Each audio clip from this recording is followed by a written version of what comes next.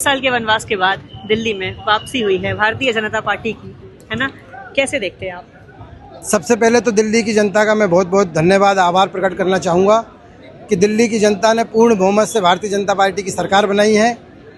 और मैं आपको ये स्वस्थ कर देना चाहता हूँ कि जिस आशा से आपने भारतीय जनता पार्टी को वोट दिया है ना, उसी आशा से काम भी होगा।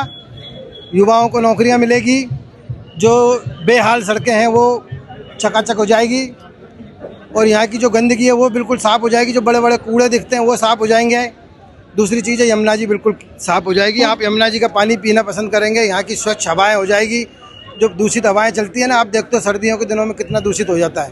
हूबहू आप योगी आदित्यनाथ की तरह दिख रहे हैं। ये गेटअप आपने खुद इख्तियार किया है या आपको नेचर नहीं, से ये बाबा महाकाल की कृपा है और मैं नाथ संप्रदाय से दीक्षित हूँ। और आप बिल्कुल योगी आदित्यनाथ जैसे दिख रहे हैं, जैसे महाकुंभ में बिछड़े हुए दो भाई हों वैसे मालूम पड़ रहे हैं। हो सकता महाकुंभ को लेकर क्या कहेंगे? हो सकता है आज से 50 साल पहले जो महाकुंभ लगा हो उसमें बिछड़ गए हो, क्योंकि मेरी भी उम्र 48 साल है और महाराज जी की भी 50। आप कैसे दे महाकुंभ में जो अव्यवस्था हुई, भगदड़ की स्थितियां हो या तमाम लोग नहीं, कोई अव्यवस्था नहीं हुई। प्रयागराज की सड़कों से कोई लेकर अव्यवस्था नहीं हुई है कुंभ में। ये छोटा मोटा जो है ना, हो सकता है कि कहीं कोई मिसिंग हो गई हो, क्योंकि कुछ असामाजिक तत्वों द्वारा जो गलत गतिविधियां चलाई जा रही थी। 30 लोग के मारे जाने की खबर थी, आप छोटा मोटा बता रहे हैं। देखो, हम कोशिश करेंगे। देखो 30 लोगों में से जो है ना पूरी भगदड़ हुई, सरकार ने एक भगदड़ की बात कही, कैसे देखते हैं आप?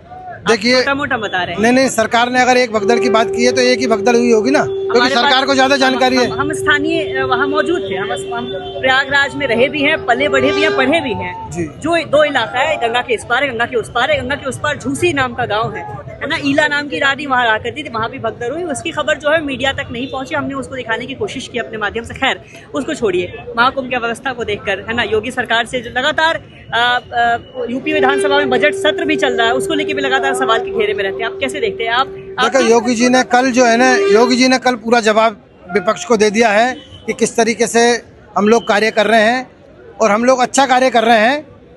तो हम विपक्ष को चाहिए कि वो सराहना करें, न कि उसका उपहास करें। आखिरी सवाल, क्योंकि ये जो सनातन धर्म का कार्यक्रम है, ये कोई सरकार का कार्यक्रम नहीं है। सरकार तो पीछे से कार्य करती है कि भाई किसी प्रकार की अव्यवस्था ना हो। ये धर्म का कार्य है, इसमें सबको आगे आना चाहिए, विपक्ष को भी आगे आना चाहिए। योगी आदित्यनाथ से कभी आपकी मुलाकात हुई? उन्होंने देखा है कि बिल्कुल हूबहू उनके जैसा दिखने वाला? योगी जी से मेरी काफ़ी बार मुलाकात हुई है। मैं अभी लोक भवन में भी योगी जी से समय लेकर मिला हूँ। उसके पहले मैं गोरखपुर में कई बार योगी जी से। क्या दिल्ली में भी बुलडोजर चलेगा? देखो, अगर आवश्यकता पड़ेगी तो जरूर चलेगा। अगर किसी प्रकार का कोई असामाजिक तत्व तो बिल्कुल हूबहू योगी आदित्यनाथ जैसे दिखने वाले एक शख्स थे। वैन डीजल से योगी आदित्यनाथ की तुलना की जाती रही है। यहाँ पे बिल्कुल हूबहू उनके जैसे दिखने वाले शख्स थे। उन्होंने बहुत सारी बातें कही। महाकुंभ में उन्होंने कहा कि बल्कि थोड़ी सी कैजुअलिटी हुई थी, छोटी सी चीज़ हुई थी, हालांकि उनको बताया कि क्या चीज़ हुआ था। खैर, यहाँ पे बिल्कुल योगी जैसे दिखने वाले शख्स है जो योगी आदित्यनाथ से मिले भी हैं और उन्होंने ये भी बताया आखिर में कि बुलडोजर एक्शन, बुलडोजर बाबा जैसे उत्तर प्रदेश में चलता रहा है, ऐसा कुछ हुआ तो दिल्ली में भी ये चीज़ हो सकती है। बहरहाल, आप पीछे से आवाज़ आपको आ रही होगी, भारत माता की जय का उद्घोष हो रहा है। रेखा गुप्ता और परवेश वर्मा समेत तमाम दिल्ली विधानसभा में जीते हुए लोगों ने शपथ लिया और प्रधानमंत्री मोदी का काफिला अभी ठीक पीछे से निकला है। अब देखना है कि दिल्ली में कैसी सरकार भाजपा चला पाती है और विपक्ष में आम आदमी पार्टी कैसी भूमिका अदा करती है। फिलहाल ऐसी और कवरेज के लिए देखते रहिए द हिंदी टॉप। हम एक्स यानी ट्विटर, फेसबुक और इंस्टाग्राम पर भी फॉलो करें। धन्यवाद।